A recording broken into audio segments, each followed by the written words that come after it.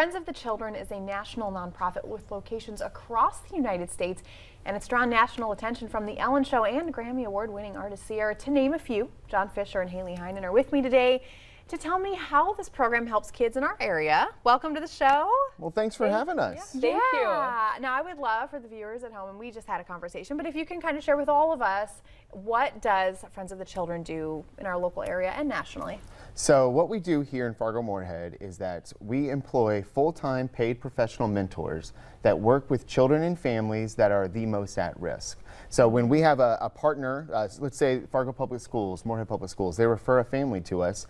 We do a vetting process, and we are looking for children that are falling through the cracks, children that don't have a lot of services, don't have a lot of supports, but they're the ones that need it the most. Yeah. And so we identify those children with the partners, enroll them, and then we commit to serving those kids for their entire childhood. So we enroll between the ages of 4 and 6, and then we serve them for 12 plus years, all the way through high school graduation. That's so sweet. And then we add this tagline, and we really live it as no matter what. Doesn't matter the situation, we're going to keep serving that family. So Haley, when you're talking about serving these families, what does that look like? What kind of services do you offer them? Absolutely. So our mentors, they're meeting with the families and the children every single week. There's not a week of the year that we're not with them. So they're meeting with each child 2 hours in school, helping with maybe academic support, fostering good peer relationships, maybe if there's some behavioral struggles, kind of helping with those as well. And then outside of school, we have what we call like a community outing. So they're actually going to be picking up that child. They're going to go somewhere fun in the community, maybe the library, a local park, and they're going to be working on different goals together. So it's always very intentional. Our mentors are planning these outings around the child's strengths, their interests, and then just to be able to help them reach those goals and dreams that they do have and be that support for them. So they can connect them with resources as well. It's just kind of all around that they're going to be there for them, walk through life with them. So I'd imagine too, you try to keep the mentor consistent. Yeah.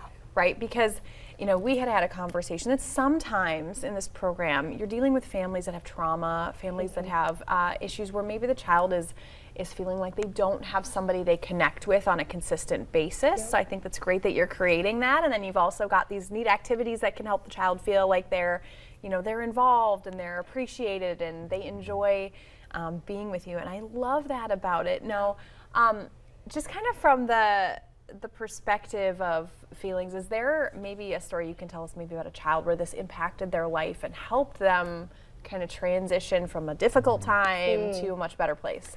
Definitely, yeah. So there's a little girl in our program, and she had been through quite a bit in her short life when she had enrolled into our program. And so one of the big things was just struggling with her emotions and how to express those in a healthy way, and kind of how to deal with some of the trauma. And so the friend, they were working on that during outings. They kind of did different, maybe like an affirmation poster, made a little book about how to, different ways, deep breaths, maybe drawing a picture, counting to 10, but then we realized that further services were needed. So we were able to connect them actually to some counseling services in the community, actually sit down and make the phone call with the caregiver to help set that up and make the process easier for them. And also kind of just do some education with the caregiver on trauma and how that can affect development in the brain. And so it was kind of cool to just see different community as partners come together, and really just come around this family and say that we're going to help you through this. And she has made great strides since starting this therapy, and it's really fun to see just how far she's come, and we're really excited to see the progress she continues to make. Well, I have to add exciting. that Haley, her team, they got invited into the counseling session because they are such an important part of that family. Like, you just think of that, it's usually just like mom, child, caregiver, kid. No, they said we want the friend in as well because they are such a big part of our family. Oh, that's just incredible.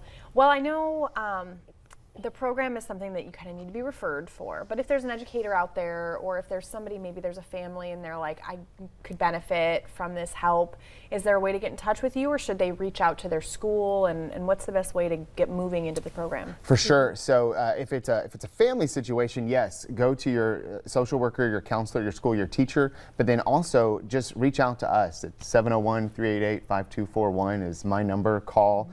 For educators and counselors that are out there, oh yes, I mean we are aggressively growing the program because the need is growing. Haley currently has about 40 referrals sitting there that Oh, wow. we're wanting to intake, and so we're actively raising money to bring in more mentors because the need is so great. But we want these partners, we want these counselors, we want these schools. You have a child that you think is falling through the cracks, please refer them over. Oh, what an amazing program. And folks, I am aware of the irony that just before this interview, we had an interview about charity scams. But I think the important takeaway here is that we have wonderful charities in our local area, and reach out to them. Don't click on a link. Don't just follow, a QR code somewhere. Go to the charities in your area, donate to them directly, and they can help people right in town. So thank you guys so much for what you do. This is amazing, and I know you're just changing lives all over the place. So we appreciate you. Thank you. Thank you very much. Absolutely. Yeah. Well, stay with us. We have more fun on North Dakota Today coming up after the break.